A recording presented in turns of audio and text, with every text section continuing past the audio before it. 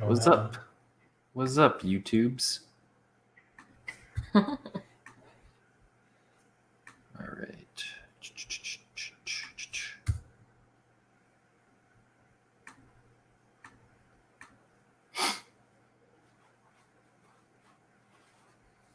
Hey, Huck.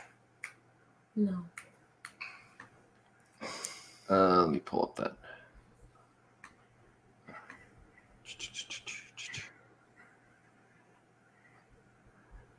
I have to get through this long argument that we had on our Slack. The October gate. Yeah. I have to roll through that. Nathan was being so down on that. That legitimately took me by surprise. Yeah. All right. You ready? Yeah, I'm ready. All right. In 3, 2, 1. And welcome to episode 351 of Cinematary. I'm your host, Zach Dennis, and I'm here with Michael O'Malley. And joining us today is our very special guest. You're going to be our Beyonce expert, by the way. Oh my God, that's the best title I've ever heard. Yeah, Ariel Felton. Ariel, thank you so much for coming on Cinematary. Thanks for having me. Yeah. Ariel is, I'm just going to qualify you so that, everybody, I'm going to brag about you for a little bit. Okay, lifetime Beyonce fan. Oh, I won't even talk about one. that. Ariel is a very published writer. She's been in the New York Times, the New Yorker, the Washington Post, the Savannah Morning News, and also is a lifelong Beyonce fan. You got Lemonade over there on the vinyl rack. So. Oh yeah, it's a nice Christmas present. It's like yellow. Yeah, that's all we need, I guess, is for like a expert is they have the vinyl record of Lemonade on the in their collection. That's good enough. We had Nathan pull out the VHS for one of our movies last week, so this is like definitely next level as far as physical objects go. I'm happy to grab it so you can see. We'll do that in part 2. We'll save that for part 2. Yeah. Well, we got a good episode today. Movies that we saw this week in part 1, and then in part 2, like we said, we'll be concluding our music video series with 2016's Lemonade by Beyonce. Head over to cinematary.com. We have a new review of Girl Interrupted by a new contributor, Allie Chadwick. But real quickly, we have 2 listener emails that we want to get to before we jump into movies that we saw this week. So this first one comes from longtime friend of the pod and Knoxville, not native, but Knoxville person, Chuck Campbell. He says, I listened to your April 16th podcast on music videos, and y'all were really speaking my language. I was shocked how much you knew about stuff before your time. And yes, I know that's sort of y'all's thing. I thought Nathan did an excellent job detailing the evolution of music videos, which I lived through, LOL. For me, I think the movie Tommy was on the cutting edge of what would become music videos, and Russell did a very vivid job of breaking each song into its own distinct story and a story. Plus, he pulled in actors and Margaret, who was nominated for Best Actress Oscar for her role, plus Oliver Reed, Jack Nicholson, as well as Tina Turner, Elton John, and Eric Clapton. A lot of fans of the Who hated the adaptation, but it was definitely mind-bending in its time. I know you hear this all the time from everybody, but you guys should check it out. It sounds like a cool one. I was looking it up after he had sent this to me, and I think it's one that we should consider for young critics because it seems pretty wild. Have you seen that one, Michael? No, I've not seen either of the Who movies because I think didn't Ken Russell also do the Quadrophenia movie? Mm-hmm. I mean, I've heard both of those albums and I like both of those albums, but I've not watched the movies now. Yeah. The other one comes from another long-term listener, Ron Hayes. He said, Dear Cinematarians, as one of your oldest listeners in both senses of the word, I rise to congratulate you on having reached 350 episodes. Since discovering Cinematary with number 54, I haven't missed a week yet. I have laughed, I have nodded. On occasion, I've rolled my eyes. I believe a time or two I've yelled at my phone in a public place. I have taken comfort in Nathan's assurance that I am not the only adult with a soft spot for Jerry Lewis. I have rejoiced when Ash reminds me that hot bods and nude scenes are fine reasons to love the movies. I have endured Zach's scurrilous attacks on the boomer generation, which I'll be honest, I'm not going to stop. and I have enjoyed his ongoing struggle to speak French and occasionally English. But seriously, thanks to Cinematary, I have been moved to become acquainted with great directors I should have watched years ago. Bergman, Kurosawa, Satyajit Ray, Abbas Kiarostami, Yasuhiro Ozu. What I admire most about you, though, is that you all remain as eager to praise as to criticize. Nowadays, I encounter far too many critics who seem to watch a film only for the small joy they take in nitpicking its faults. They presume to tell artists how to do better what they can't do at all. You guys don't hesitate to criticize, but neither do you hesitate to praise. I had no idea what a Daft Punk was, and now that I know, I have no desire to know more. But Andrew's articulate enthusiasm for their work made the discussion well worth my time. Your love of cinema, the good, the bad, and the merely mediocre, makes you cinephiles in the true sense of the word, and that makes every episode fun. Well, I am old. The first movie I remember seeing as a child was Around the World in 80 Days, the original 1956 version. But nevertheless, I am eagerly looking forward to your next 350 episodes and those inevitable series. Middle-aged critics watch old movies, followed by old movies we think we remember watching this week. Sincere congratulations to all, Ron Hayes. So thank you both to Chuck and Ron. We always appreciate the mail. I wish more people would send in stuff, honestly, because we never know who's listening. So much appreciated. Well, to go ahead and jump into movies that we saw this week, and this one I think is one that both Michael and I have seen. It's the latest on Netflix, and it is The Mitchells versus the Machines. It's directed by Michael Rianda, who I guess he worked on Gravity Falls, which is a wonderful animated series that Cartoon Network had a couple years ago. And it's by Sony Animation, who did Into the Spider-Verse. Help me out, Michael. You're leading with probably the most non-representative. It's like the Emoji Movie, the Smurfs, Hotel Transylvania, Cloudy with a Chance of Meatballs. A lot of like franchise movies, like animated movies, honestly. Plus these two forays into more ambitious style, which are Into the Spider-Verse and then this movie. Yeah. So this one, I don't think it's not adapted from a book or anything, is it? No, not that I know of. I didn't think so. I don't think so either. But it follows this family who has kind of like their ups and downs, and they got to work through family stuff because this tech conglomerate, voiced by Eric Andre, which I kind of enjoyed. That Eric Andre was the voice of the Mark Zuckerberg, Jeff Bezos stand-in. He creates this. He has created this AI, and so he creates this second layer of the AI where they have like these autonomous robots that like are going to help you do chores and all this kind of stuff. Okay. And then the AI that he originally created gets offended. And so she takes over. She's voiced by Olivia Colman, and she takes over all of the robots. And there's like this whole robot apocalypse thing that they have to fight through. Abby Jacobson is one of the voices, Danny McBride, Maya Rudolph. But yeah, so it just premiered on Netflix a few weeks ago. I liked it well enough. I watched it the other day. Michael, I know you liked it as well. What did you make of The Mitchells versus the Machines? I feel like that my take is pretty similar to what I've seen a lot of people say, which is that I found the screenplay itself to be kind of irritating at parts, but mostly just kind of average. Although I think like it does do some things right that like a lot of movies don't. Like I think all of the characters have really coherent like personalities that develop over the movie, which I appreciated. But like for the most part, like it's a really zany like comedy that I think isn't actually that funny. Like that part's just kind of meh. But I really love the animation, which is definitely like picking up where Into the Spider-Verse left off.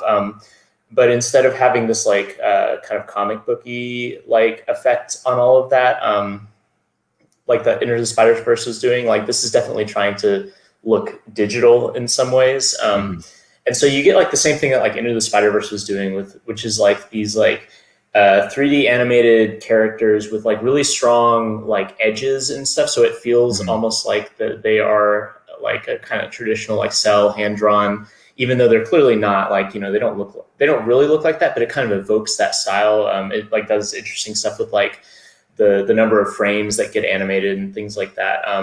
And then it just has this really like just like eye catching, like really like the sense of motion just really pops. And so I think like this looks incredible, which is like the primary reason that I liked it. And on my Letterboxd review, I went on like a mini little rant, like basically saying that like I think we all like have had our little, you know, tirades against like CG animation and like why doesn't people draw the pictures anymore? But I think honestly, like there is genuinely interesting stuff going on in CG animation these days that show that people are really truly finally unlocking what CG, like what are the strengths of computer generated images as far as animation goes, and how can we exploit those strengths to make things that we couldn't make in other types of animation.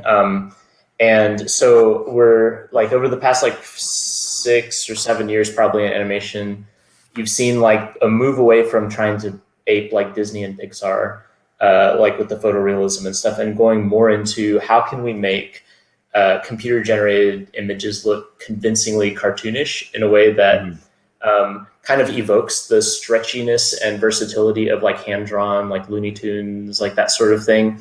But while also using like the really sophisticated lighting and like particle effects and simulations that computers can add. And I think that this movie does like a really interesting job of that. Like these characters all look like complete caricatures, like cartoons, but it like works within like an aesthetic that both like recalls like hand-drawn stuff. Like it definitely, these characters kind of look like Gravity Falls characters. Like if you hand drew them, they would probably fit pretty well into Gravity Falls, but you couldn't simply transpose these images into Gravity Falls either. Like this is still like doing something that is uniquely computer generated. And I don't know, I thought it looked really awesome.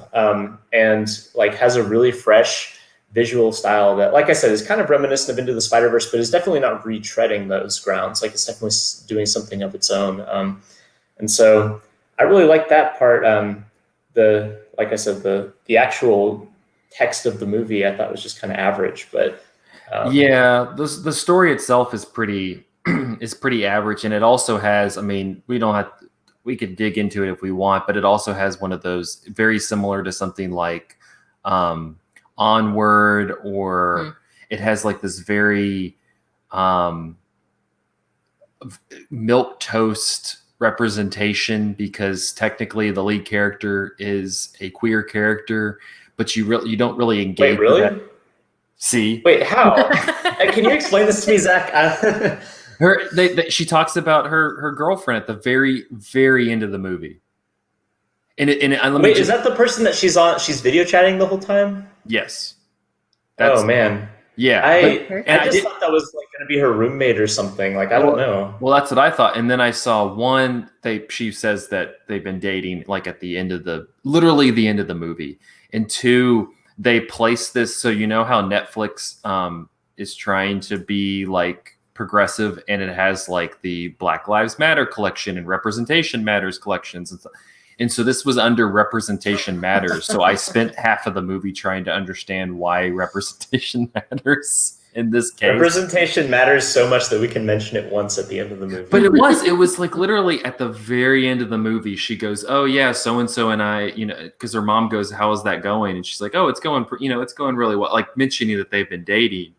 And I don't, again, it's whatever. It's just that silly shoehorned, like, we're woke crap, whatever. Is that Abby's character? Yes. Okay. Yeah. But I mean, you don't get any. I mean, I don't know. It's just set up in a very lackluster way. I'm gonna watch. I like the post. It's like worth watching. It's fairly enjoyable. Yeah. So the thing I kind of want to talk about is that it's very. I think this is one of the, like, I was thinking about this while watching it. It's very. There's a handful of movies recently that I would categorize this under, but it's very much like a part of like very early TikTok movies. And I say that because it's a lot of its humor and a lot of like its visual flair, less the animation that you described, Michael, but like just the visual flair of like how it's telling the story is very engaged in the visual language that is utilized on TikTok. It's like, so it's pretty much, a lot of the humor is like supplanting a image or meme that is unrelated to the movie, but it's using that, like it's using that as like the foundation of a joke. You have like you have a couple scenes where it's literally engaging with actual memes. But it also just has like a couple it kind of supplants like the more traditional, like a traditional montage with like something that seems more reminiscent of like a TikTok video where, rather than it being like a montage of something kind of building up, it's kind of things like overlapping on one another and kind of in conversation with one another. And I'm not saying this necessarily as a bad thing. Like I think it's just something that we're going to become more, we're going to see a lot more in movies, just because that's the visual language that we're engaging with on a more frequent basis. But it was just interesting to me that like, I guess that like the foundation of the humor is based in internet culture, which I don't necessarily say that's a bad thing. I'm just bringing that to attention.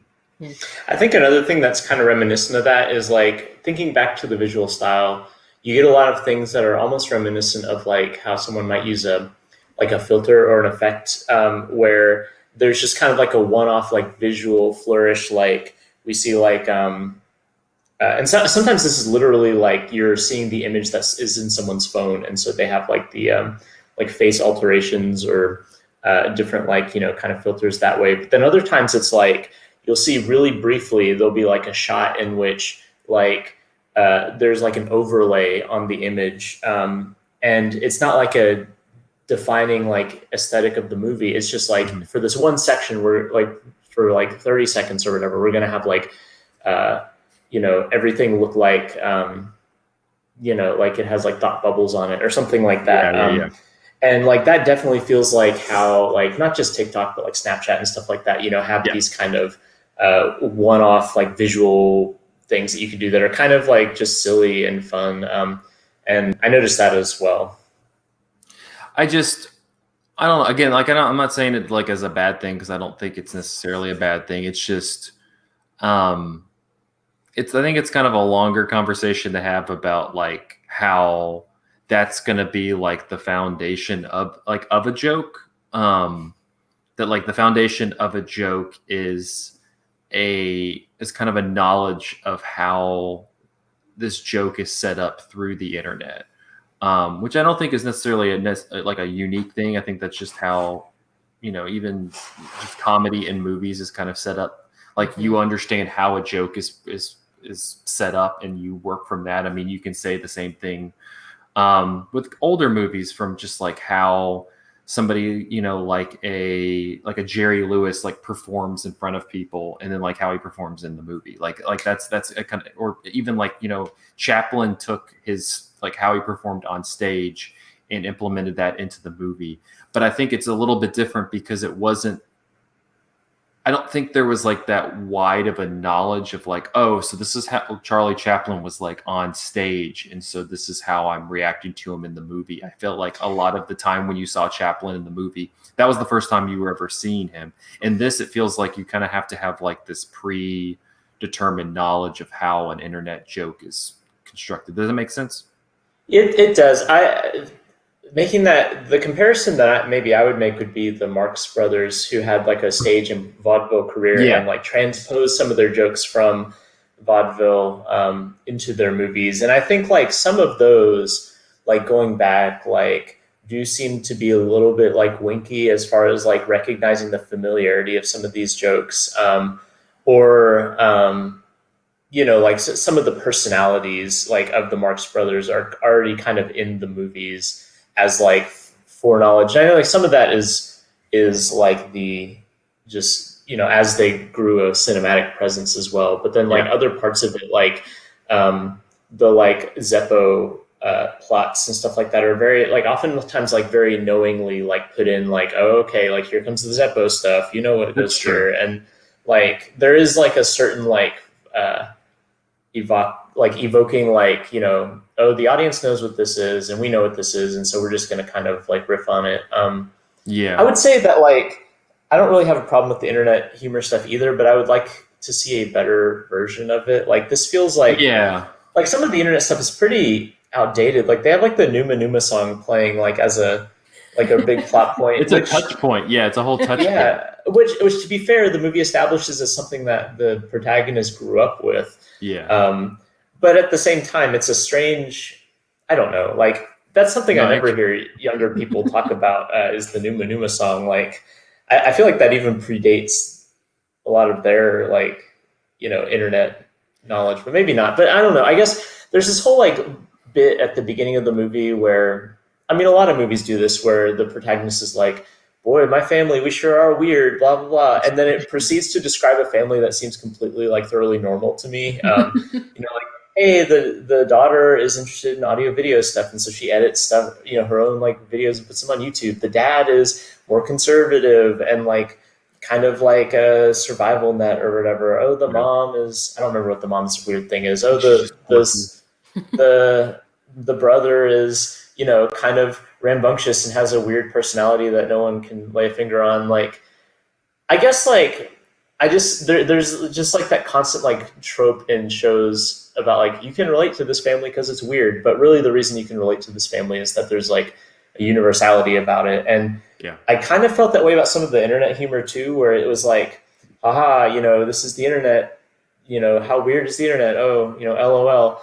And like, that's true. The internet has some really bizarre stuff on it, but like the movie was not truly tapping into like the like true bizarre ethos of the internet. And it was kind of just like gesturing toward like an idea that like, oh yeah, this is internet humor trademark, but without like truly digging into something that would be more interesting about internet humor, I guess. No, that's 100% true. And it's also, I think, to go back to the comparison you made, like when the Marx Brothers did a set, that was kind of like not set in stone, but like there wasn't, the internet moves so quickly that trends change like on a dime. And so like to your point, a lot of the stuff that they're referencing is super outdated that even like the TikTok people would not understand what the hell they're talking about. And so I feel like maybe that's some of my reservation with the internet humor is that trends on the internet move so like lightning fast that it doesn't translate to a movie that needs to like have more of a general, like, I don't want to say like timeless quality, but like just that, like it, I'll be curious. I think the animation style that you described at the beginning will live on because I think it is super impressive. But I think that the story will kind of wear just because a lot of these references will become quickly outdated. And that's just the nature of the internet, you know? So. I agree. Yeah. I like the phrase TikTok people. Yeah. I don't know. I'm already devising like a list of like TikTok movies because I've seen a bunch of them, just in terms of how they're made. What's another example of one? I'm trying to think like what it would be. The one I put I think I put it on Letterboxd. The latest, oh shit, what was it called? The latest Michael Bay movie, the one with Ryan Reynolds. That was a TikTok movie. The way it was edited, it was was it like the underground something? Yeah, it was a super fun movie, but I was also just like, this feels like a TikTok movie. It's a work in progress. We'll update that on a later date. I'm just saying this is a very TikTok movie. It was fun though. I recommend it. I didn't totally love it. It wasn't like I wasn't like, oh my gosh, but I agree with Michael. The animation is really. Like, honestly, I enjoyed this animation more than like something like Soul or Onward, the two Pixar movies from last year.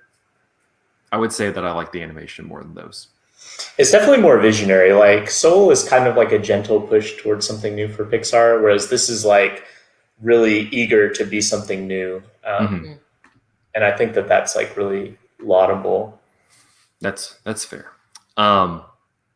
I've talked too much, so Ariel, I'm gonna toss it over to you since you've seen a new movie. All right, I'm gonna take my headphones out for a minute just because the feedback is like 5 seconds after me, and it You don't have to listen to Michael. That's sounds fine. a little weird. I will put them in and out, I promise. But yeah, so I finally watched Two Distant Strangers on Netflix. It's a short that I believe just won an Oscar It did, yeah. recently. And I've been hearing about it for a really long time, but kind of like avoiding it because a lot of Black movies these days are just about Black pain and Black trauma and just putting like the really traumatic stuff you see in the news on the screen in like a beautiful quote unquote way. And I'm not really down with that. I would prefer to laugh a little bit. But it won an Oscar, so I finally watched it. And although I really did love the acting of the main character, yeah, I gotta agree with the content just being a little too dark for me. So if you haven't heard of it, it's basically like Groundhog's Day meets police brutality. This young Black man keeps waking up after a one-night stand, I believe, and trying to get home to feed his dog. But every time he goes outside, there's some sort of altercation with the same police officer, and he ends up dying. Either he's like choked to death, he's shot, either it happens immediately or he like chases him a block. He tries out all of these different tactics, but it just keeps happening over and over again. And I don't know how we feel about spoilers on this show, so I won't like ruin. We're gonna spoil stuff. You're good. Okay, yeah. Yeah. The ending is just too dark. It's just too dark. I'm not sure if there's an ending that I would have preferred. Like I don't write movies, so I'm not sure what I was looking for. But basically, at the end of the movie, I was left with this feeling of like, there's nothing you can do, and this is just how life happens, and like, this is just your life, and you have to, like, as a Black American, this is what it's going to be, no matter how you approach these situations. After a while, when he wakes up at this young woman's house, he finally tells her the truth about what's going on.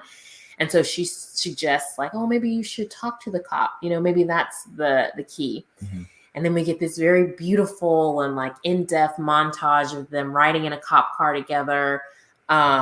He's told the cop, like, this keeps happening. The cop gives a very like, oh, I'm interested and I'm listening and I'm just going to take you home, like to make sure that you actually get home to your dog safe. And in the car, they're talking back and forth. He's like, why did you become a cop? Where do your stereotypes come from? Where do your stereotypes come from? And you really like get sucked into this moment of, is the point of this movie that we all just need to talk to one another? Because one, bullshit. Sorry. I wouldn't have liked that either. But then that moment also disappears. They get to his apartment. The young man gets out of the car. He's riding in the back the whole time, which I just think is gross. He gets out and the cop starts clapping in this very like, oh, good job. Like, you're such a good actor. And then fucking shoots him.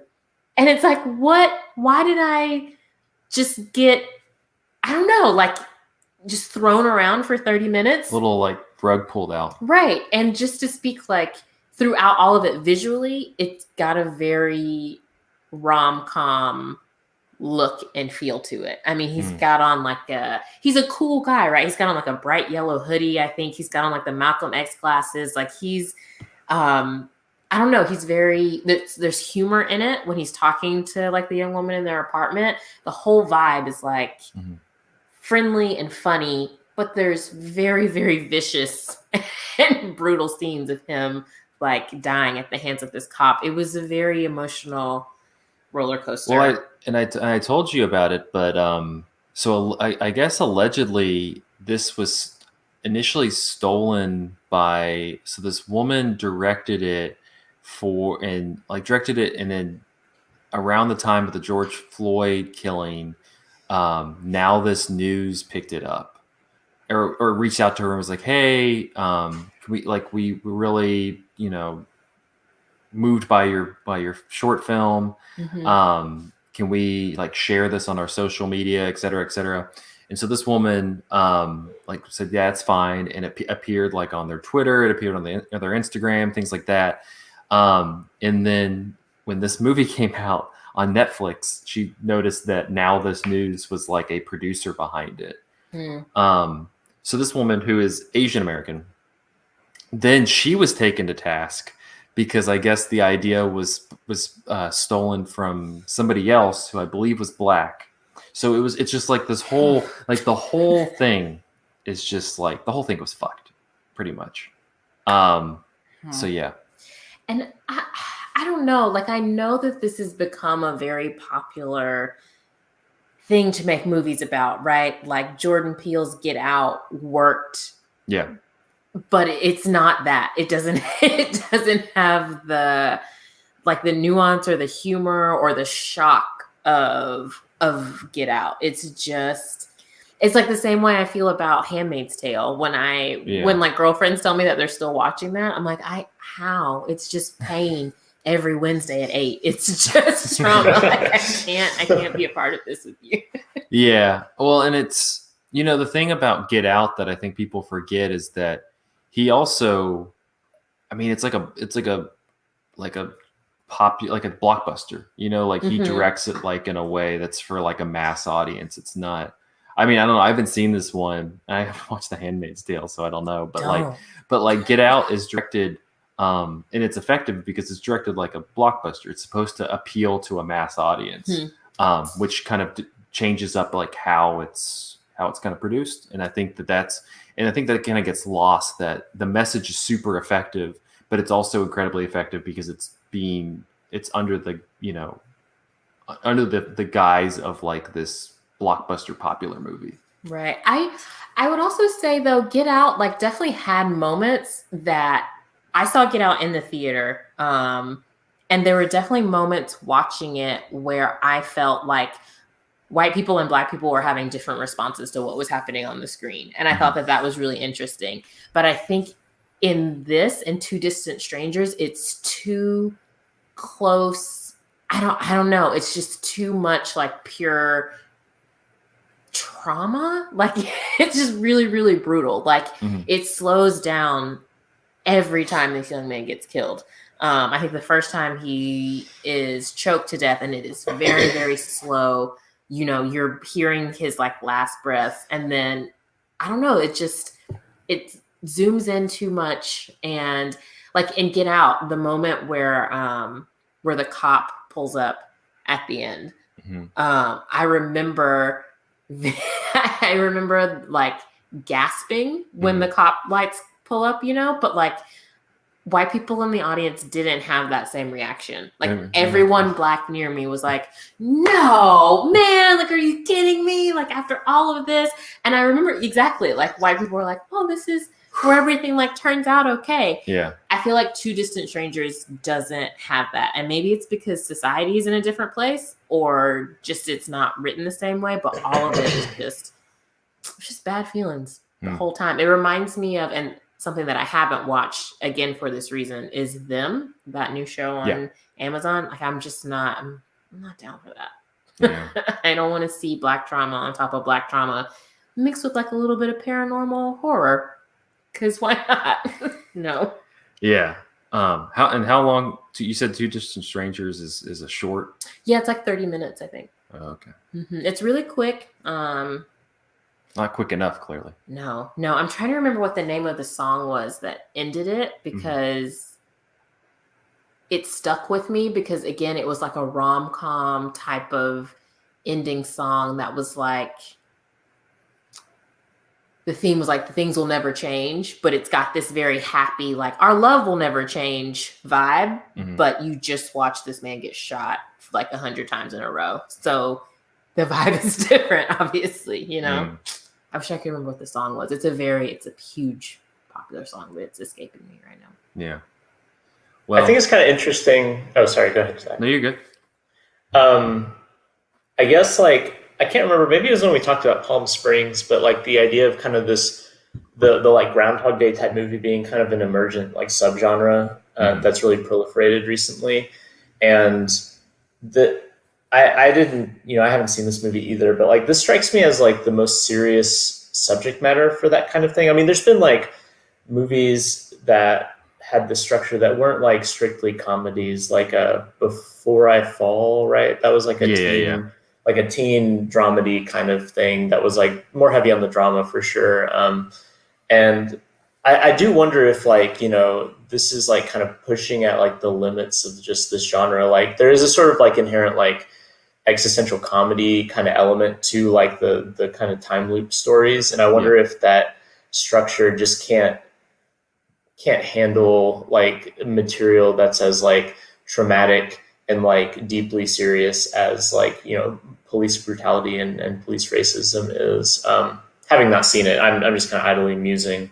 No, because it is kind of like a provocative way to tell that story, I guess. Yeah, no, because you think of also another example is Edge of Tomorrow, the Tom Cruise, Emily Blunt movie, and that one's kind of, it's not nearly as traumatic, but it's jarring because it is him kind of being not viciously, but I mean he keeps getting like shot or hit with stuff in dying over and over and over again, and the way that they film it is it's very like visceral where you can kind of feel the impact to a degree. And I think I agree, something like Palm Springs or even the original Groundhog Day where it's played to comedic effects. Yeah. It's a little bit easier to kind of deal with like the quick, the quick switch from this time loop to this time loop. But then when it becomes, a little bit more violent, I don't know. I think I agree. Like that transition it kind of gains a different punch that I think becomes a little too much. So, well, Two Distant Strangers. It is, I believe, you said on Netflix. Mm-hmm. It is on Netflix. It's on Netflix. Michael, I'm going to wrap up part one with you. Sure. So I watched a movie that I guess first debuted at the Berlin Film Festival in 2019, but I remember hearing about it for the first time last year when a bunch of movies were kind of being pushed through like digital cinemas is when I first heard this. So I guess I would consider this a 2020 movie. And this is the movie 14, which is directed by the film critic / filmmaker Dan Sallitt, Sallitt. I'm not sure if I'm pronouncing his name right, but anyway, this was my first movie I'd seen of his. Although all the reviews that I've looked up mentioned his movie The Unspeakable Act, which is from like about 10 years ago, I think. But at any rate, this is kind of like a micro budget indie movie that definitely like has a lot of the aesthetic like trappings of like mumblecore, like that sort of thing where you have like and even the plot, like as it begins, kind of feels mumblecore-ish, right? You have like two 20-something-year-old ladies living in New York. One is like an aspiring writer, the other is a social worker, and they're kind of like living their New York life in like Brooklyn, I think. And so like as I like started watching this movie, I felt myself kind of settling into like the comforting rhythms of like what that kind of movie is like. So, immediately I'm called to mind like Frances Ha or other movies that have focused on like young people and especially like, female friendship between young women. Because the idea is that these two ladies have been friends since middle school, right? And so through they kind of have this long relationship that we're coming in the midpoint of with them being in their 20s. But eventually, like it starts to become clear that the movie's ambitions are maybe a little bit bigger than, what your kind of New York indie movie about 20-somethings in New York might be, because you start getting these time jumps. And at first, it's not clear that they are time jumps. You'll see like a transition from scene to scene, and it's not clear how much further in the future it is because they're still living at the same stage of their life. And maybe the only thing that has changed is one of their boyfriends or something like that. But then there keeps being more and more of these until you realize that like this movie is going through perhaps like maybe the entire movie takes place over perhaps a decade. It ends up being like quite a long time that this movie covers. And over the course of those like scenes that you see of the friendship, because most of the movie is disconnected scenes. There's not really an overarching plot in the sense of one event leading to the next. It is mostly like a series of little vignettes where you see these two girls interacting, and they eventually kind of drift in and out of each other's lives, as a lot of friendships do, I guess, eventually as people like age and have kids and things like that. But it ends up being extremely tragic and really moving in this kind of like meditation on, like, first of all, like friendship over time and how that, friendship just kind of can fray and unravel in ways that aren't particularly dramatic. It's not like they have a falling out, but they drift into different stages of life. But also like what happens when a close friend or former close friend of yours begins to increasingly, kind of get washed up on the rocks, and have, very visible like mental health issues or issues with addiction or things like that. And it ends up being like a fairly serious and really like extremely like sad movie by the end, which, like, if you know that going in, like, you can see the seeds being sown. But when I went in, I was kind of approaching it like the first few scenes taught me to approach it, which were to kind of view this as like a, like I described before, like Francis Ha or something like that. It ends up being like very, a much more serious exploration of, like, serious in terms of what happens to these characters than Francis Ha. And it's actually really good. I know that sounds like a bummer when I describe it, and it is a bummer, but I think like it is getting at some like really interesting ideas and compressing them really, really well. Like the movie's like 90 minutes or something, but it doesn't feel like the movie is unduly compressed. It feels like you've been given these really judiciously chosen scenes that, like I said, don't seem to amount to much at first, but eventually create this really rich tapestry of this relationship. And specifically, the movie is grounded in one of the ladies' points of view as well, the one who ends up like having the more stable life going on. And so you also get this really interesting tension in which like is definitely going to be familiar to anyone who's had a friendship like this, where there is a real exhaustion with bailing the friend out of situations or having the friend flake out on things that you guys establish. And eventually like it, becomes incompatible with life if you like have, you start having kids or something like that. And I think that's a tension that I don't see explored very much in movies. We see a lot of movies about like kind of friends drifting apart, or about like people growing old into parenthood or struggling to find a job or things like that. But the specific dynamic of this, in which like one friend is essentially like a what's the word? Like one friend is codependent on the other, but the other person doesn't share that same dynamic with the other person, is like a really interesting and heartbreaking dynamic that I think is really good. The two actresses in this are Tally Metal and Norma Cooling. I don't know if I'm pronouncing their names right, but they're both like excellent. Other parts of the movie maybe betray like some of the like micro budget, like mumblecore stuff. There's some kind of mannered acting, and some of the stuff feels a little stilted, like some of these movies tend to. But like the core duo is just really, really excellent on screen, and really do a good job of just working out the emotions of the characters, and also like really convincingly showing characters age up, even though there's not a lot of like makeup or anything like that or even like really wardrobe changes to indicate that they're aging. It's all communicated through the writing and acting, like what stage of life that they're in, and it's done really well. It's out on DVD now. Grasshopper is distributing it. I think you can also rent it, but otherwise, you're probably. I mean, I guess those are the only ways you can encounter a movie now. But for Knoxvillians, actually watching this movie made me kind of miss the public cinema a lot, because this is exactly the kind of movie that would have played, a public cinema showing. A festival movie that definitely wasn't going to make the rounds to like the kind of art house, like mainstream art house circuit, like the Regal, art house movie in Knoxville or something like that. But that also, has, a really real spark and an interesting perspective. And so watching this, I, kind of felt like I in a bygone era, like bygone meaning a couple of years ago, I could have probably seen this in Knoxville at like the KMA or, in a scruffy city hall or something like that. But unfortunately, we're not at that stage anymore. So if our public cinema folks are listening, we miss you. Darren, if you're listening. Yeah, Darren, bring it back. Yeah. But anyway, I recommend this movie. It's a bad time, but it's a good bad time.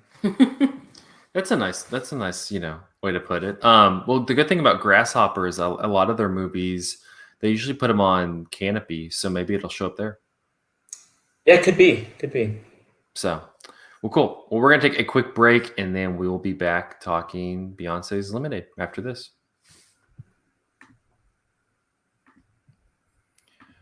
Alrighty. Too many reader or listener emails to talk about Collateral, unfortunately. Damn. It's a good one though. If you have Amazon Prime, it's on Amazon Prime. I don't. We stopped Amazon Prime a couple of years ago, and in retrospect, it probably has the best like film library out of them. Maybe that or HBO Max. No, HBO Max is the best. But Amazon has a really solid film library, which is not something you can say about most of the streaming services. Right now. It's definitely better than Netflix and Hulu. Yeah, Netflix and Hulu suck. Yeah. As far as movies go. HBO Max took it up because right now they have the for those who are listening to the live stream, they have the TCM Film Festival. They're streaming it on HBO Max at the same time as doing the festival, and they have some super interesting movies. Like a movie, probably one of my favorite movies that I've watched in the last few years, The Mortal Storm, the Borzage film with Jimmy Stewart, is right now on HBO Max because of the TCM Film Festival. That movie is fucking awesome. And it's awesome that is streaming somewhere. Because when I had to watch it, I had to go and find a torrent and download it. So, yeah, they have some really cool stuff on there right now just because they're streaming the TC. And they have the interviews and stuff. And they have a couple of documentaries. I'm going to watch this documentary about George Méliès that they have on there right now. Oh, cool. It's super HBO. Yeah, this is HBO Max. If you'd like to sponsor the podcast, that's what we're getting. If I were to have one other streaming service, which I'm not because I can't pay for it, but also I already don't have enough time to watch all the others. But if I were to get another one, it would be HBO Max. I also like that they all have the Cartoon Network catalog on there too, right? Don't they? Yeah, I gotta finish Steven Universe. They do, and they have. Oh, I don't think I've talked to you since I did this. I finally finished Adventure Time, and I'm a bit embarrassed by the reaction I had to the end of Adventure Time, which was it kind of shook me up a little bit. I loved Adventure Time so much. I daily think about that. I miss Adventure Time. There is just a hole in my life where Adventure Time used to be. It's a great show. I will say the last few seasons were, at least for me, it was probably time to end it, but yeah, they ended it at a good time. And right now on HBO Max, they have they've brought it back. I don't think Pendleton Ward's involved with it, but they've brought it back with these 45-minute kind of one-off episodes. Okay. And they're fine. It's not nearly the same, but it's kind of nice to be in that world again. But no, I finished the series and I was just kind of wow, I'm having much more of a reaction to this than I wanted to. Well, the finale is fucking great. It is a good finale. And I know you could have looked up the whole credits song prior to this, but it was nice to hear the whole credits song play. Yeah. But anyway. No, it's I forgot that I hadn't told you that I finished that. I'm probably going to just restart it again because, it's one of those things where it's super easy to just watch an episode Yeah, and there's like 300 of them or something. There's like an insane amount of but they're episodes. like 12 minutes long, so it's like you just watch. Like I would mainly watch them. I'd be like, eating dinner or something, and I'd watch like an episode or two and then go and watch like a movie or something. It was great. Right. Yeah, and especially early on when it's just like I don't know, those early episodes, they just do some like weird shit and you're just like, and the episode will end and you're just like, okay. Like it's like really early in the series where like Tree Trunks and them are like trying to find, is it like, I can't remember what, but the episode ends with Tree Trunk disappearing and then doesn't show up for like 2 seasons or something like that. Do you remember this? Is it where they're walking around the cave? I don't even remember. This was like super early, like probably in the first season or something. And like Tree Trunks touches a magical object and then just like poof disappears. And then like Finn and Jake or whatever, like they kind of look at each other and like, and then like the credits roll and then that's it. Like, Tree Trunks isn't there for like a long time. And that's what I love about the show is that like it has, the lore is kind of shaky because it just like will go all these different places. But I love that like somebody will show up and then you'll forget about them. And then like an episode, like 30, 40, 50 episodes down the line, they'll show up again. You're like, oh shit, I forgot about that person. Yeah. Like the, was it like the root beer guy, like the film noir, like root beer man? Yeah, root beer man. Like he shows up like twice or whatever, but well, then you have like this whole like cycle with Magic Man. Like it's just, I don't know. I love that shit. I'm It's like, it's great. Probably like, it's like that and maybe like Mad Men are like my 2 picks for like best TV shows of like the past 10 years. I guess Mad Men, that didn't even start 10 years ago, but regardless. Sure. In my head. Yeah. Anyway. Hey, I gotta go to the bathroom real quick, then I'll be back. All right. Cool. Do you want to hold up your lemonade bit? Oh yeah, I should grab it. That makes sense. This is going to be killer content for the people watching. Mary Jane. She's laying on whatever this is. That's fine. Is it your jacket? Did you put your jacket on the floor? That's fine. That's your jacket now, Mary Jane. Well, it's certainly going to be covered in fur. Okay, so the other cover is, well, no, this is the same thing. Come along with me.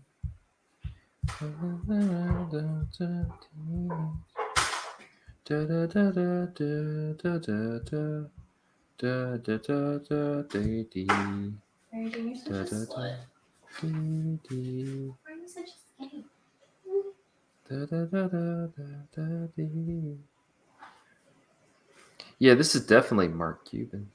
Hello.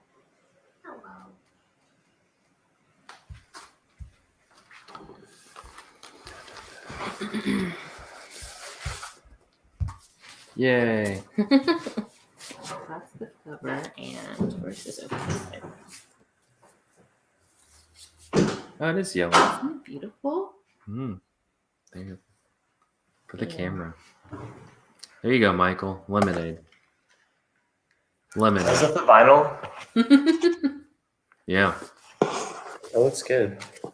Let me put it back up before I scratch it forever. I don't think the CD is yellow colored. I'd have to go look again. It's got, you can't really see it, but it's a beautiful cover. I think it's just too dark. Yeah, that's the same cover that the CD has, but the yellow vinyl I think is unique. Oh, all right. Oh, let me pull up my notes.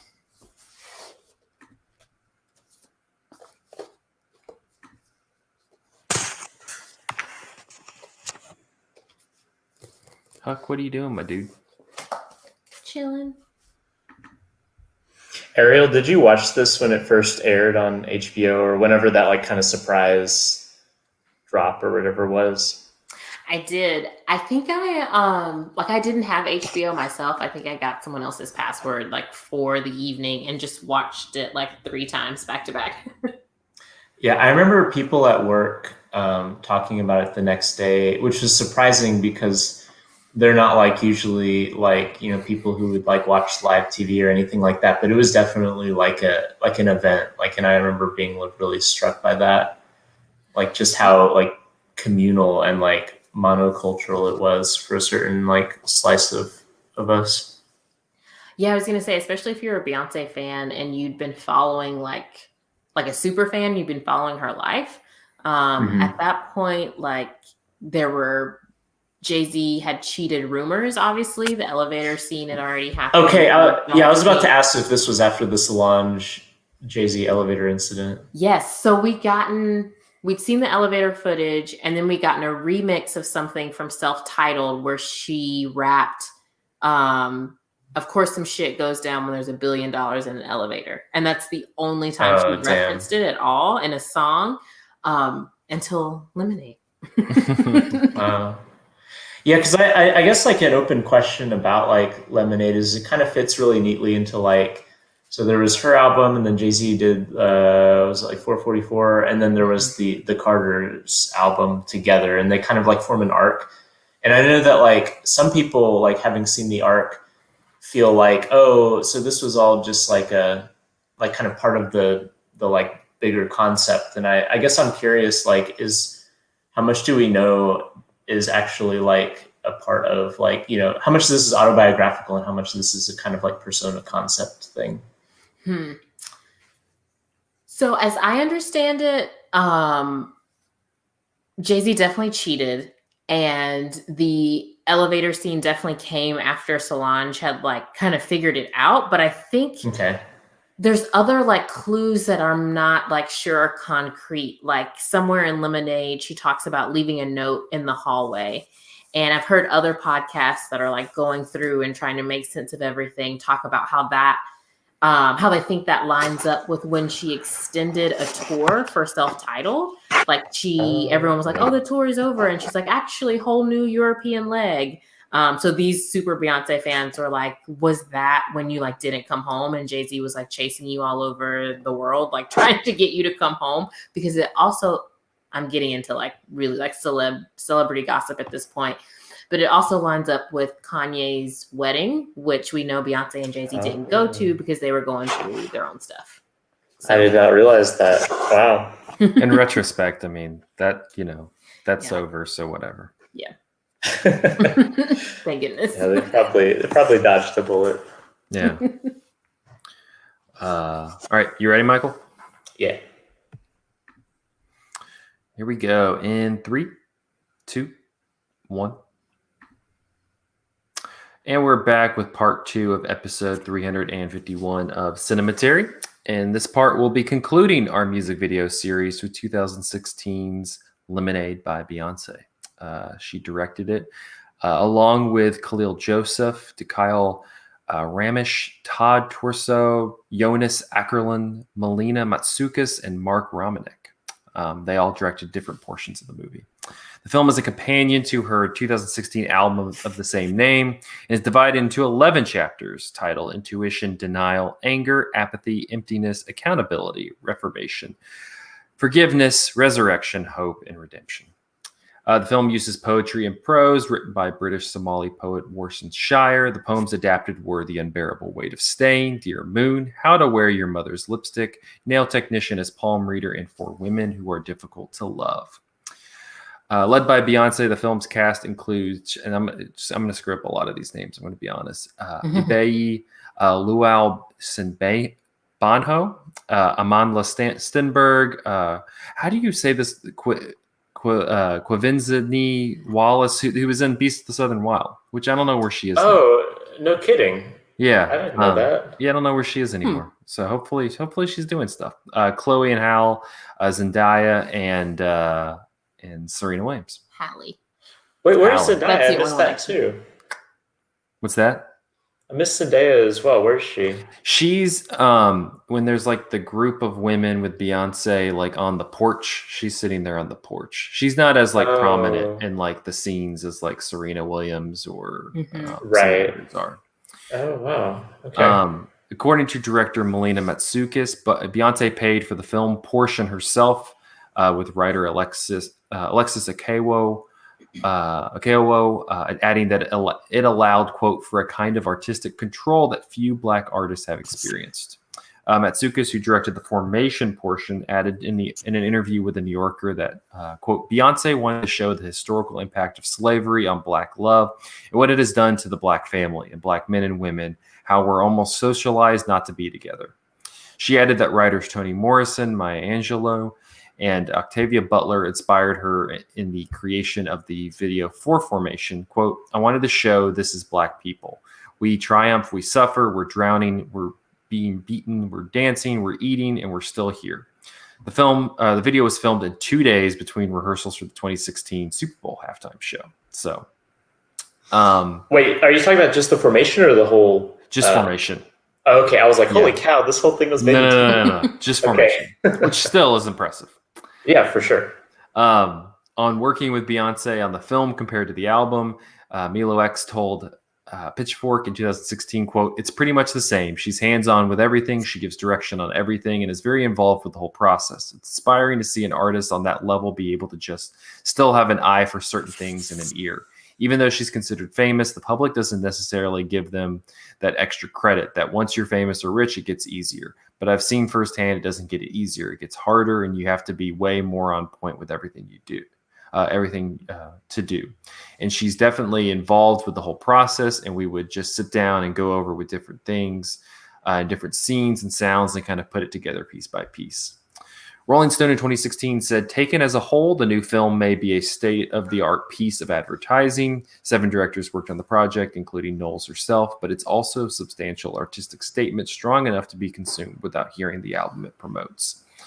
The New Yorker in 2016 said, Lemonade is Beyonce's bid to be an artist without losing her commercial appeal in a world where pop stardom isn't what it once was. She's smart enough to know that her audience requires something more, some fortifying authenticity, and the tracks on Lemonade are the first she's written that bear repeated listening.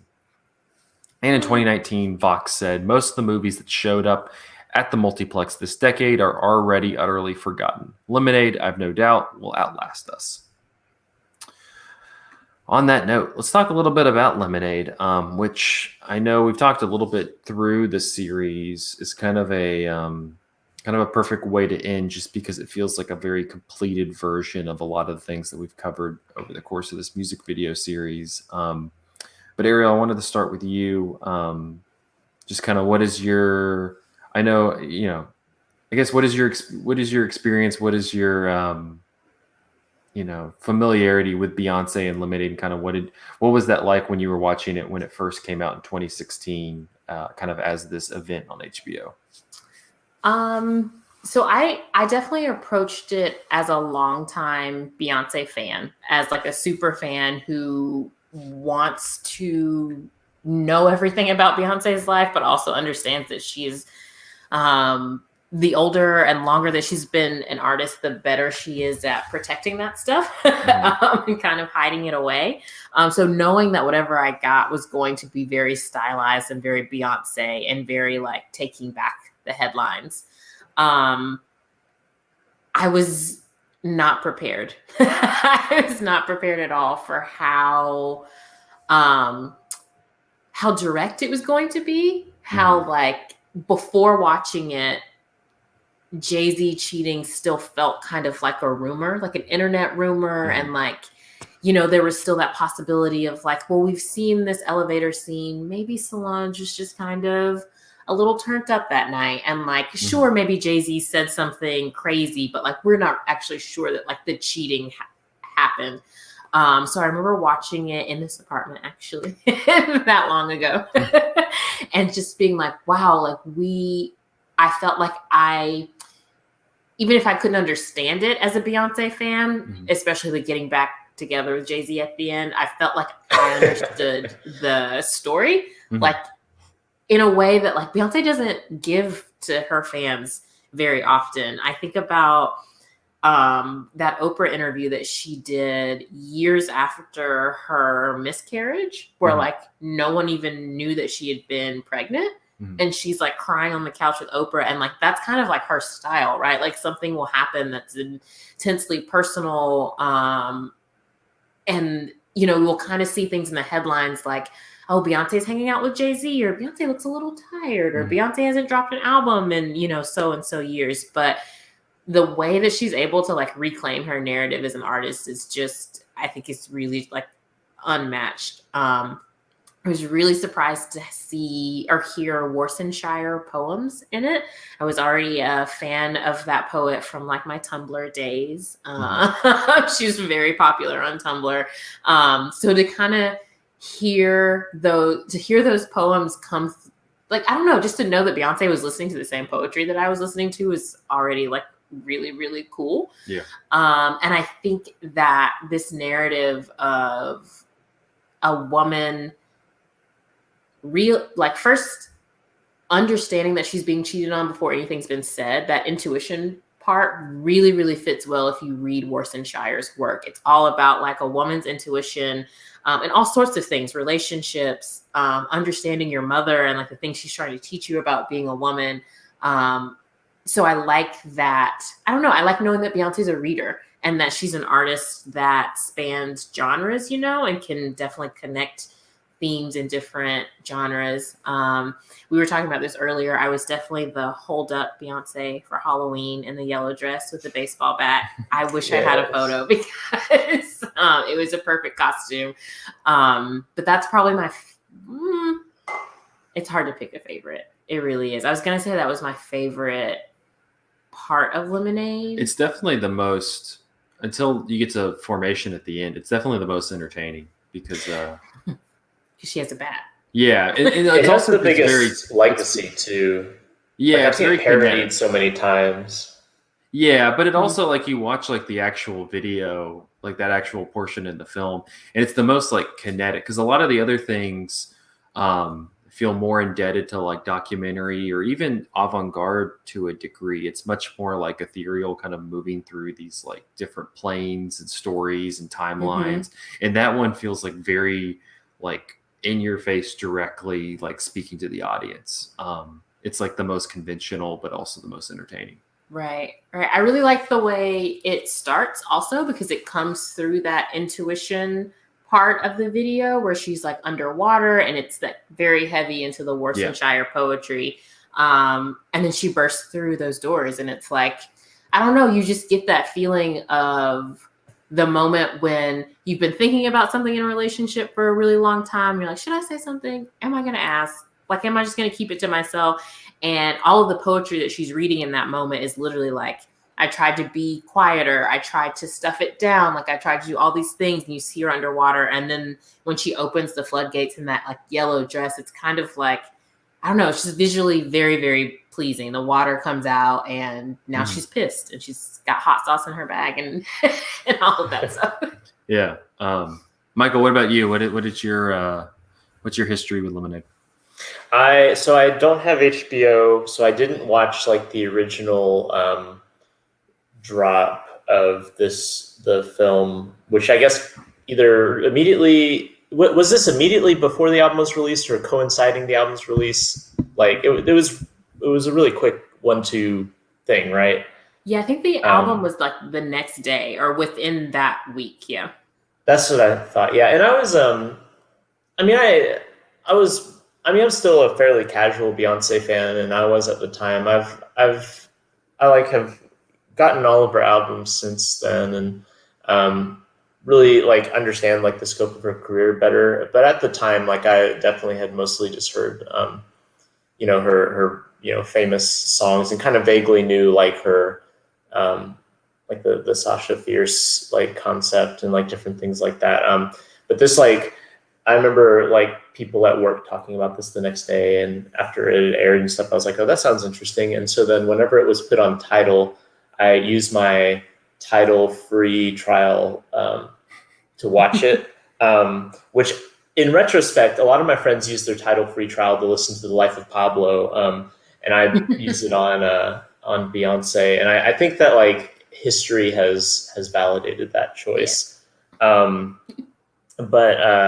And I was blown away at the time. Like I thought it was like incredible. I was really watching a lot of like Andrei Tarkovsky movies, and like to me, like this felt like what Tarkovsky is doing in Mirror, which is like not a music video movie, of course, but is a movie in which like there's a lot of poetry, that is spoken and using a non-linear editing style and stuff. And so I was like really enthralled with it. And I'd have to go back and look at my favorite movies of 2016, like what I said, what the actual ranking was. But I want to say this was like top 5. I decided like it was one of my favorite movies then.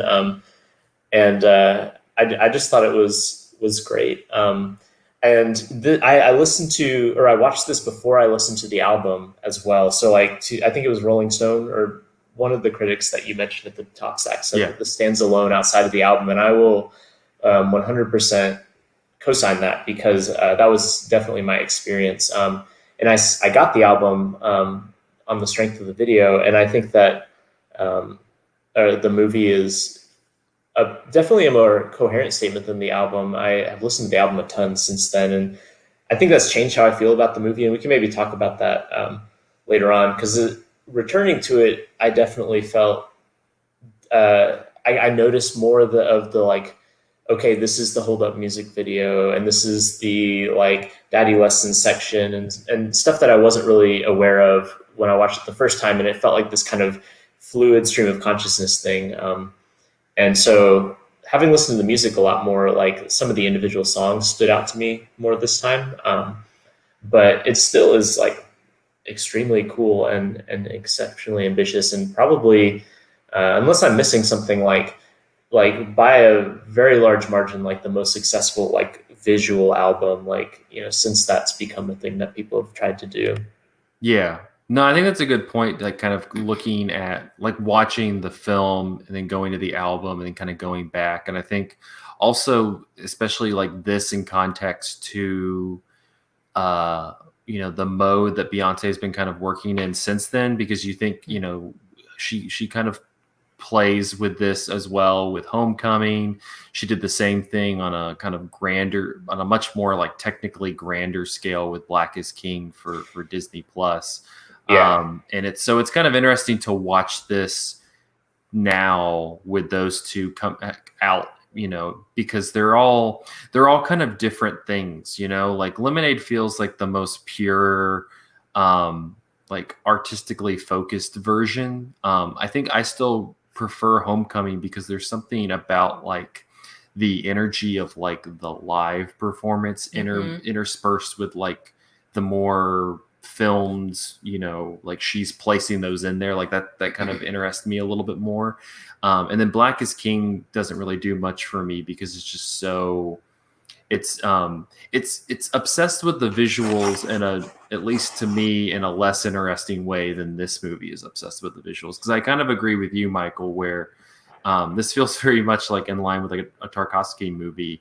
And I think that the interesting thing about Beyonce as an artist, to Ariel's point, is that she's like engaged in interesting things. She's reading and watching, like she like the stuff that she's kind of working off of is pretty interesting. It's not like it's not just like garden variety stuff. It's like, no, she's actually seeking out like like the people she has on her directing list shows that she's not just watching whatever. Right. She's clearly like looking at stuff in an interesting way. I will say too, in terms of like Zach, you mentioned like Homecoming and then Black is King, and like those do form sort of like a rough trilogy, not just for what you were mentioning, Zach, but also like the period of time, and maybe Ariel can talk more to this since you're, the expert here, but I definitely feel like since I've become more acquainted with like Beyonce's back catalog, there's a definite shift in how Beyonce, as an artist, presents herself to through her music. So, you have like early stuff that's like, very much in the pop R&B realm, like, Crazy in Love, and of course like Destiny's Child and stuff like that, in which like Beyonce is playing, a certain there's like a certain type that is like a riff on like the pop diva. And I feel like that with maybe starting with her self-titled, but definitely like fully embodied in Lemonade, is like this idea of Beyonce as like an icon, and not simply like an icon in the sense that she's famous, but I mean like literally iconic in like the religious sense of like being presented as this like larger than life figure, like in the way that you might have seen like certain like David Bowie iterations or something like that, where like Beyonce is embodying a character that is meant to be like symbolically resonant. And Homecoming and Black is King definitely trade on that as well. Like this idea as Beyonce as a sort of like almost like metaphysical presence. That's maybe not exactly the right word for it, but like Beyonce as like a person who is like on an elevated plane and meant to symbolize like ideas. And like this feels like the moment in which like she like the form of her art like truly embodied like that ethos of like Beyonce as that. And it's interesting that that's also at the same time at which like Ariel, you mentioned that it has some more personal elements than might have been in previous ones. And then of course with Homecoming as well, the home video footage are like a contrast to the Beyonce you see on the stage, who is like almost like an unattainable ideal that is also like a kind of like symbolic figure in some ways. I don't know. I'm rambling at this point, but there is something that feels like there's a trilogy that has like marked a shift in like Beyonce's presentation in a way that I think is really interesting. Mm-hmm. Yeah, I think you're right, and I think it definitely maybe started or became something that I noticed, especially with self-titled, like that.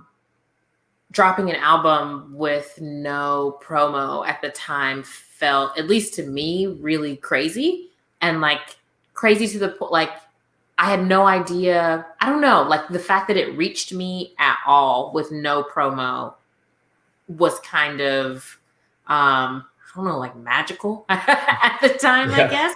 And I think a lot of her fans were really hyped on that album. I think it has to do with that drop, as well as just probably coming more into herself as an artist. I feel like she was, I'm guessing, but I'm thinking that this was self-titled was around her like early 30s, maybe. And I feel like this was a shift more into, I don't know, like being less of a pop princess and more that's for everyone, and claiming more her cultural identity. Like self-titled was the first time that people were like hashtagging like cussing Beyonce and like Black Beyonce and like all this stuff. And it's like, well, she's been Black for like a minute, like for a very long time. But I do think that self-titled marked this sort of like stepping out of this almost like bubblegum pop that anyone can listen to. Yeah. And with Formation, it just got even bigger. I remember the, sorry, I'm making sure Mary Jane's not messing with the camera. I remember SNL had that skit when Formation came out, where it was just like people listening to it for the first time and like running around the streets and in their offices like, Beyonce is Black? Like, what do you mean? And it really like, I feel like when artists start talking about bigger issues in that way, especially Black artists, they kind of get that legend status. This is like maybe not the best comparison at all, but like people like Tupac. Mm-hmm. Tupac's great. I'm not saying that his songs and his like style is not good, but Tupac became big when he was rapping about like, you know, treating women fairly and like issues in the Black community. And like people kind of forgot that he was rapping about the same stuff that everybody else was rapping about before then. Like he was calling everybody bitches and hoes like that. It was just like a shift that put him on a pedestal, basically. And maybe it has to do with her being a mom also. I'm really interested to see what direction she's going in next as someone who has still not seen her live. And would love to, really, really love to. I'm scared that she's in movie directing / mom mode. And I'm very curious to see what, if any, music that we get next. You know, I think I'm going to see a lot of Lion Kings, basically.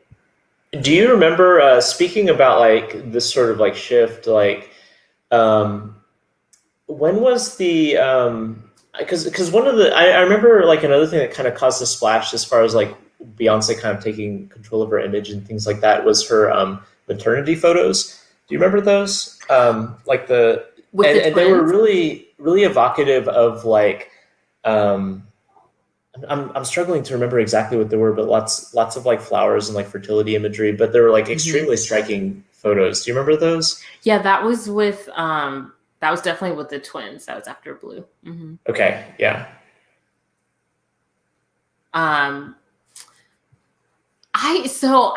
love the pictures in just the like, oh my gosh, Beyonce looks really pretty kind of way. But I do remember a lot of what's the word I'm looking for? Like think pieces around that time, talking about like, you know, Beyonce's not a god just because she like had kids. You know, like women do this like all the time, and kind of like shame that that pedestal that people had put her on.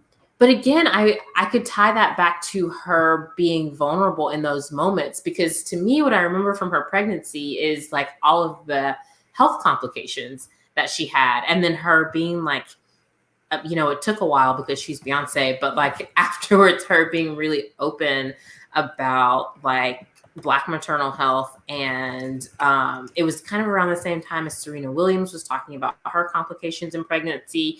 And so I wonder if mixed with like that vulnerability and that like speaking on Black issues, if just, I don't know, there's become like this nothing can touch Beyonce vibe, right? Like from miscarriage, cheating husband, people trying to like cancel Beyonce because she said Black Lives Matter. Like it's just, for a long time, it was stacking up as like she's untouchable, and no matter what you throw at her, the art's gonna be awesome. She's gonna sell all the time, you know?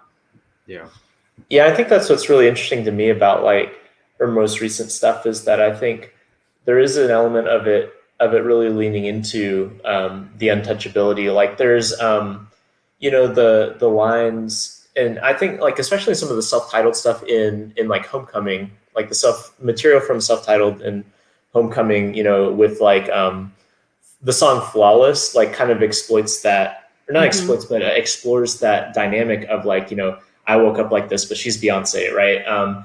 And, you know, and of course is gorgeous, but at the same time, like exploring like the idea of like being simultaneously this figure that seems untouchable, but also having human problems that make her like very like intensely relatable in some ways as well. And I think like that there's that really interesting tension in like her more recent work where she is like, seems like self-aware of like some of the like untouchability status, or like the platform, or even like the like, you know, her wealth and success, and how that intersects with the fact that she has these universal experiences of like Black womanhood, which I think that that's just like a really interesting idea. And like Lemonade explores that a lot. Like to wrap it around, like I remember a bunch of people, or some people at least, being a little bit confused about like why the movie goes so much into exploring like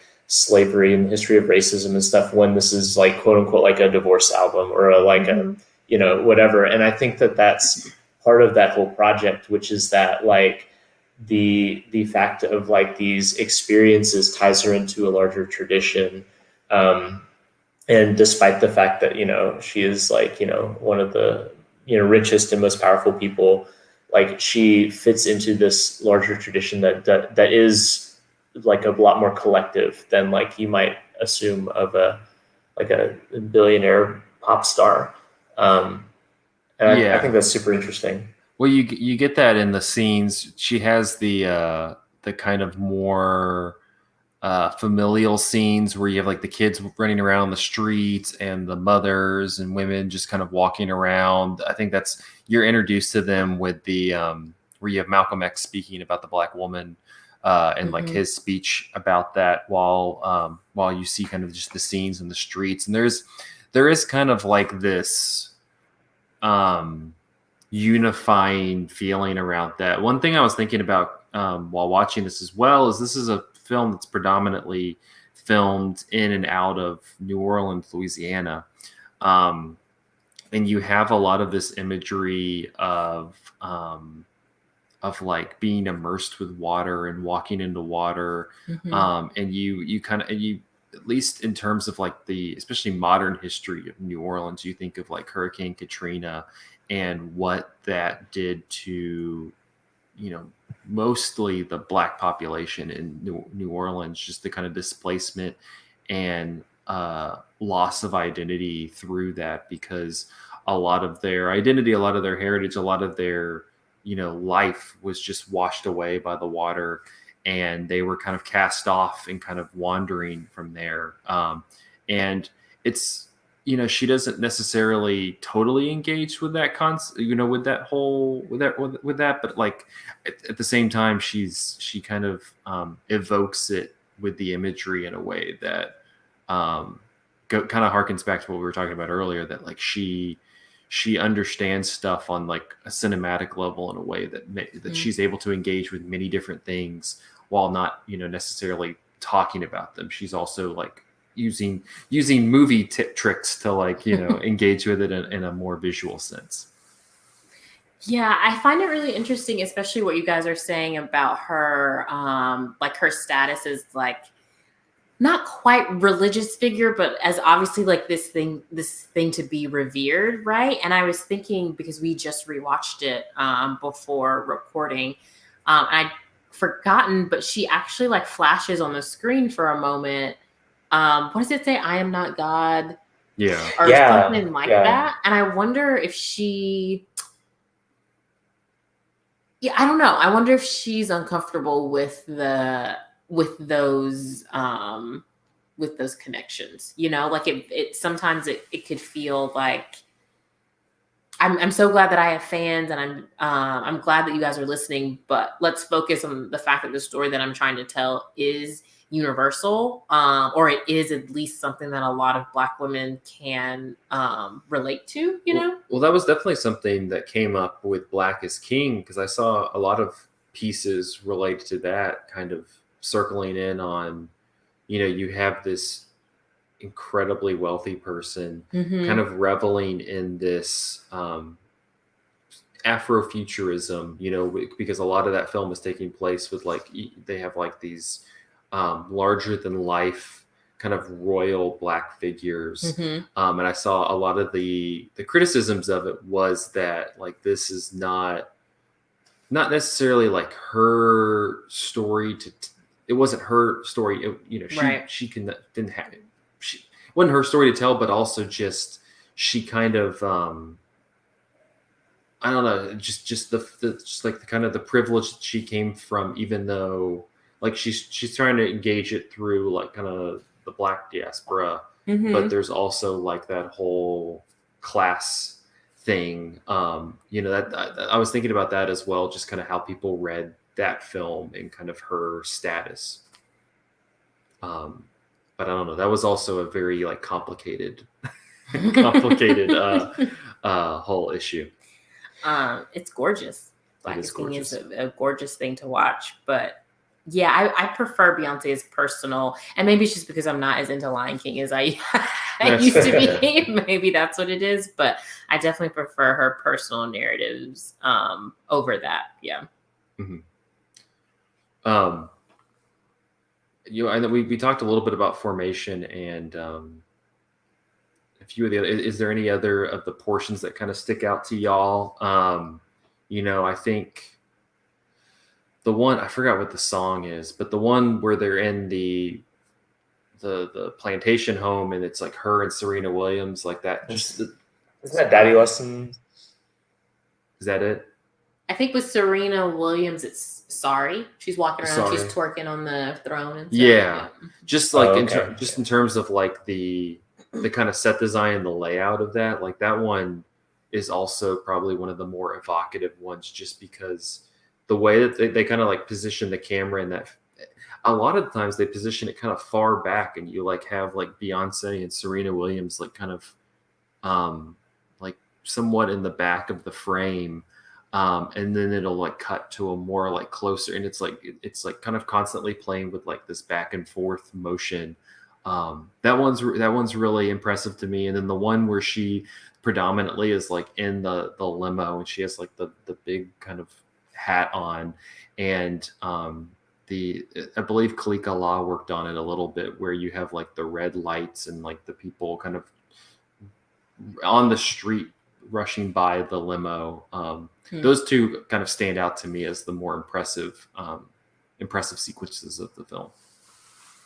One thing that I noticed, and only having like just recently watched like the Hype Williams films or music videos from a few weeks ago. Yeah. But the sequence that is for "Don't Hurt Yourself" struck me as like very Hype Williams to me, or at least like maybe indebted to that like kind of '90s like hip hop music video like scene, because you've got the like low to the ground camera where the performer is kind of looking down into the camera and directly looking at it.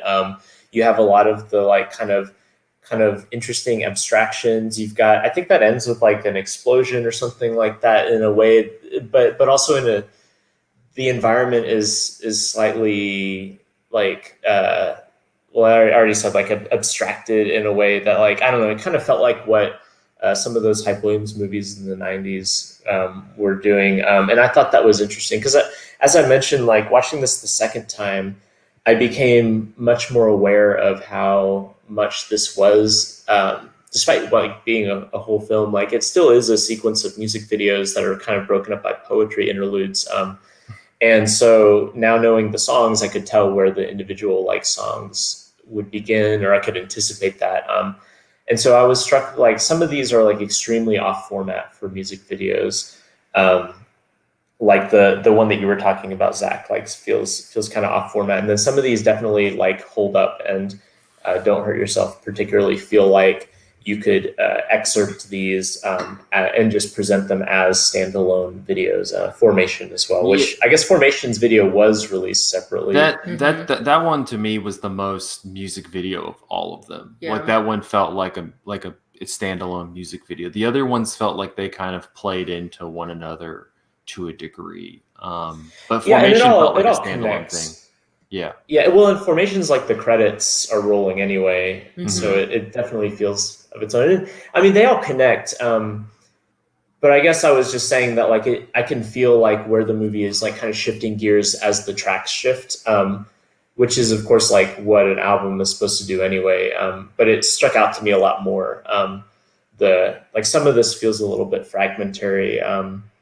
Which I think was cool, but I remember my memory of the movie, having watched it without the album, was that it was this like really interesting like stream of consciousness, like hour-long like art film basically. And it's not that, but now that I know the individual songs, it's easier for me to pick out the pieces, which I don't know. I guess honestly I preferred before I listened to the album, like this feeling of like I don't really know what's happening next, and I'm not clear the overall direction of this, and I'm kind of just like caught up in this whole thing. And the familiarity with the album has demystified the movie for me a little bit, which I think it is still really good, but I thought that was interesting. I wasn't expecting that at all. But I definitely was like, having heard the album, like my brain was already, as each song was ending, my brain knew like, okay, we're going to then head into this next one and this next one. And I missed some of the mystery, but the pieces are amazing still. I agree. Mm-hmm. That's one thing I was thinking about, as we've gone through this series, we've seen kind of a progression of how music videos have changed. And there's always been, I think we talked about it a lot in the first episode, where there's just like this kind of a lot more freedom of expression to kind of play around and test things, especially in those early music videos.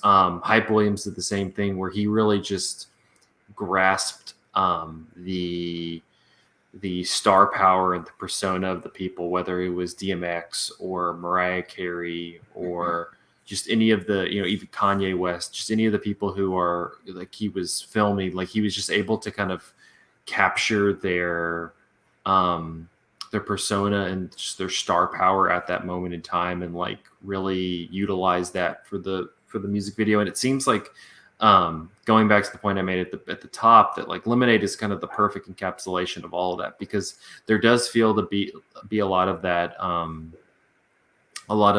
kind of form bending, play to it. Like she's constantly kind of playing around with the direction of this film, but at the same time, she feels very like she's able to kind of capture not only just her own persona, but like just the people involved in this. I mean, when Serena Williams is there, she's able to kind of capture what she's doing, for that time, like you really feel like you're kind of drawn in, and you gravitate to the different faces and the different personalities that are being brought on screen in a way that, while it doesn't have like necessarily the style comparisons always to Hype Williams, she kind of understands that. I think a lot of the essence of the music video is playing with the form, but also understanding the persona of the artist in front. And I think this, in a way, this kind of is that perfect amalgamation of all those different facets of what makes a music video a music video. Yeah, I didn't think about that. But if you go back and look at the I'm Sorry video, like it is, and I'm not going to pretend like I remember exactly what Serena Williams had going on like that year, but it has, the whole song has the vibe of like, I don't know, like a boss ass bitch who's like, I'm actually not sorry for anything, which totally fits Serena Williams.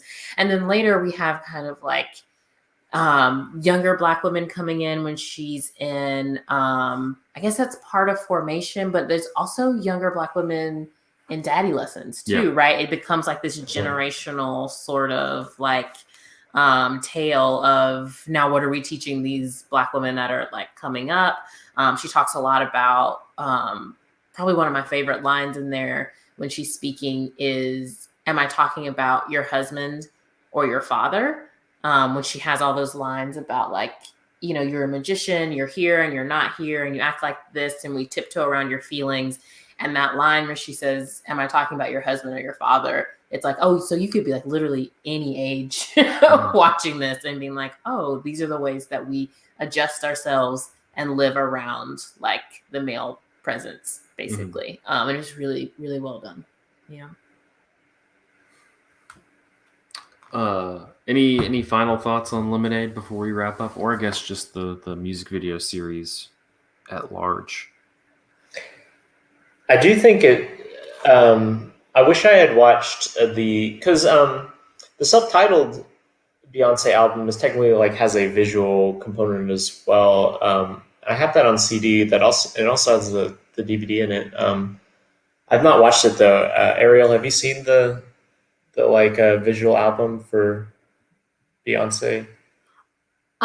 Is it a full like album together for self-titled, or is it just every song has a music video? Well, every song has a music video, but I'm not sure how much it's supposed to fit together. Like I said, I've not seen it, but I guess my larger point was that I was trying to say is that like I feel like Lemonade is like this really interesting like touchstone because it kind of took because there had been like albums where every song had a music video before. There's even like it's like a Beach House album even that like has that concept, but like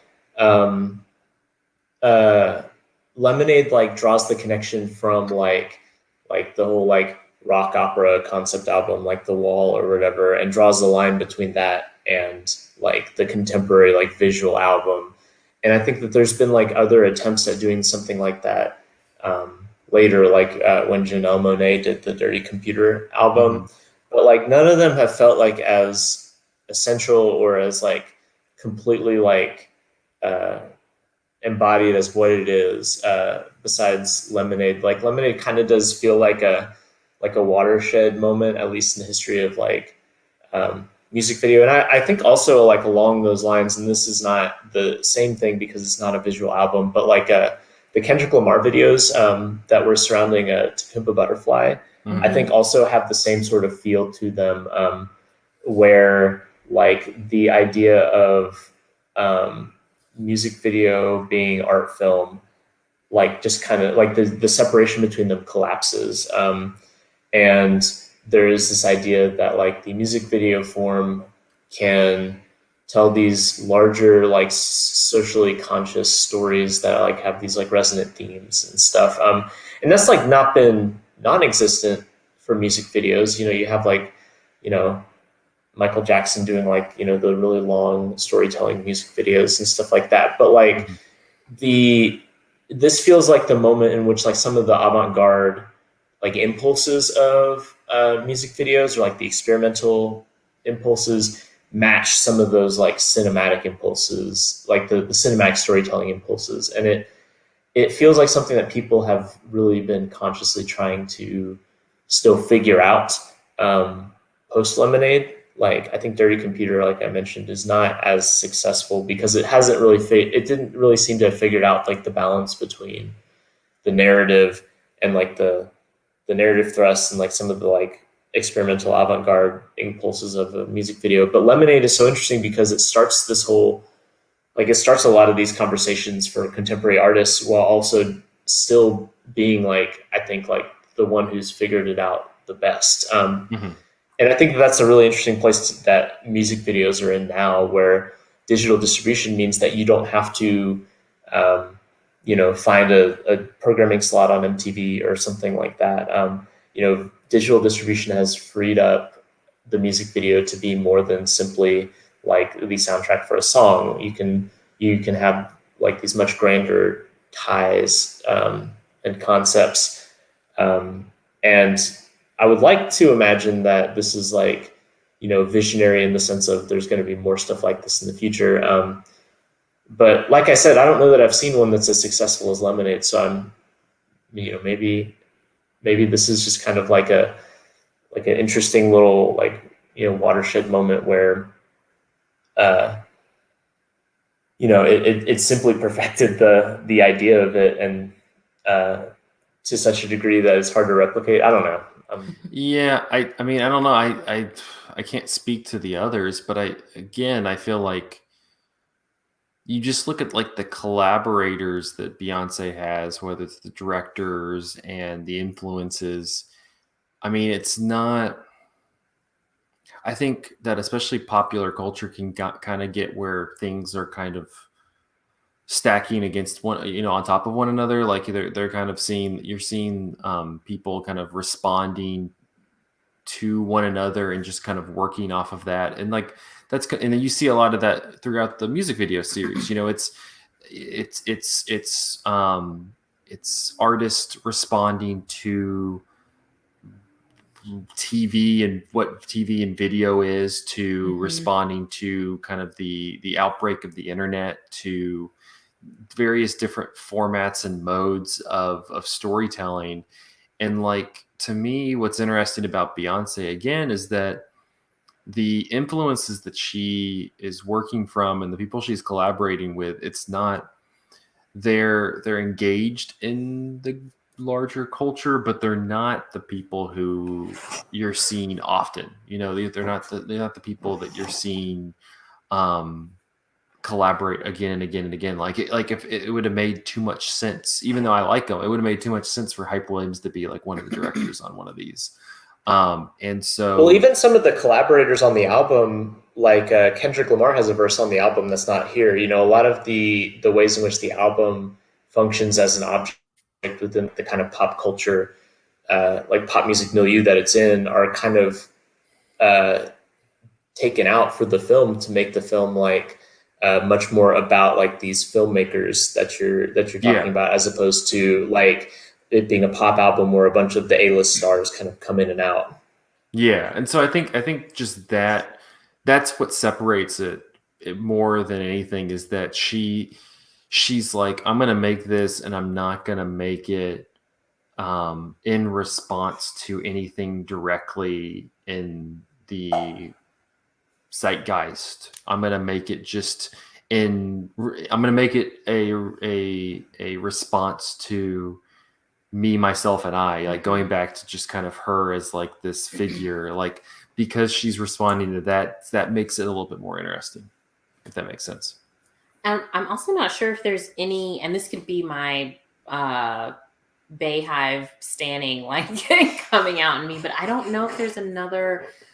Like, I think the timing was really important, right? Like, Beyonce dropped this after there was already like this hunger to know something personal about her. Mm-hmm. Like, I'm trying to think of another artist out right now whose story I want and who could make like a visual album like this. Like, I would That's love, true. this is probably like this might be problematic, but I would love to get Kanye West's story after he like went to therapy and stuff. Oh, sure. And like we saw, like I think that he is, I think he's I think he's an artist. And I think if we got a visual album from him that was personal in this way, that told whatever like arc that he wants to tell, it could be up there. But I'm really hard pressed to find another artist who I'm hungry about learning more about their story, and I feel like they could do it in this way. Like, sure, I would love to know more about Megan Thee Stallion. Sure. But Megan Thee Stallion is also like 22 right now. And so there's not the, I don't know, the hype's not there yet. The hype is not there. A lot of stuff has happened to Megan Thee Stallion, but the legendary status of Beyonce is obviously, it hasn't worked out that way. Yeah. I've already mentioned him, but I think Kendrick Lamar would be a really interesting candidate for like this sort of like a film project like this, because he's flirted with that in the past, and I think he does have a lot of that. There's nothing like, there's no intrigue, like Jay-Z having cheated or something like that, but like it does seem like from his albums, at least, like there's a real personal journey that is intersecting a lot of the political stuff that he talks about on his records, that I think could be compelling. I also would love the Kanye one. I miss Kendrick Lamar. Where's he at? I know. The rumor is that he had an album ready that he pushed back because COVID means that he can't tour behind it. But I don't know if that's a substantiated rumor or just a speculation. Yeah. I also want more Beyonce music. I'm just like, we're at this like moment in this not summer, but pre-summer where everyone's like waiting for a summer bop. And I keep seeing these albums come out. DJ Khaled just dropped, some album of like 2 Cent songs with every rapper alive as he does, but there's not like a summer like bop. And I would love for Beyonce to swoop in and take that. She won't. She's busy. She has like, I don't know, like organic honey on a farm right now. It's the last interview I read of hers, but Well, she's been like doing these like feature spots, right? Like, so she was in like the Megan Thee Stallion song last year, and then she was in like Mi Gente, right? And things like that. And so you get these little intriguing like glimpses of like, here's what Beyonce is tuned into right now. And that's always interesting, but those are always like with her as like just a support to another artist. And I guess I'm kind of with Zach where I wasn't super enthralled, or I guess you too, Ariel. I wasn't super enthralled with Black is King, but I guess that was the most recent like new Beyonce music we got. But it was so branded, I blame Disney. I don't blame her. No, I don't either. But it was so connected to The Lion King that it didn't feel like a fully realized. Yeah, we get music. It. It's like you had to do it. I understand. I did like the album a lot. Like, if I took the album away from the movie, and I mean, the visuals were pretty, but if I'm just listening to the music, I could get into it. But once I was like, oh, this is about the Lion King, it was like, oh, that ruined it for me. Because there's beautiful songs where Beyonce's talking about, dying and the ancestors and like leaving stuff for Blue and her kids. And it's like, this is like really powerful. But then you're like just picturing like Simba. And then like, then it cuts to like a scene where like Seth Rogen's going, oh. Right. That's the issue. It's Seth Rogen's fault. Yeah.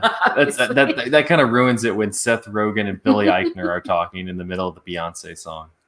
All right. Well, that'll wrap up this episode of Cinematary and the series on music videos. So if you want to go back, check out. We skipped for 350, but the last few episodes we've been talking about music videos. So I recommend going back and listening to them. And we also have, at least for the first two, we have the playlist on our YouTube channel, so you can watch along with the videos that we talked about. But you can find us on Facebook, facebook.com/Cinematary, on Twitter and Instagram at handle @Cinematary, and on Letterboxd at letterboxd.com/Cinematary, where we have listed all the movies that we talked about in this episode. Also, thank you to our patrons, patreon.com/Cinematary. Thank you to Cam, Chad Newsom, Christina Daughtry, Corey Willingham, Harry Eskin, Candace Sisson, Maggie, Ron Hayes, Titus Arthur, Tyler Chandler, and Whitney Rio Ross. Thank you so much for your patronage. And our patrons, we're going to need you, because our next series that we're going to be doing is 2 weeks of Patrons' Choice movies. So if you're a patron on Patreon and you have not sent us a selection, because if you join us, if you support us on Patreon, you get to pick a movie for us to watch. So if you've not done that, please send one to us. We're going to be doing 2 weeks of Patreon picks. So let us know. But until then, thank you guys for listening. We'll see you next week. All right. Goodbye, YouTube people. Bye.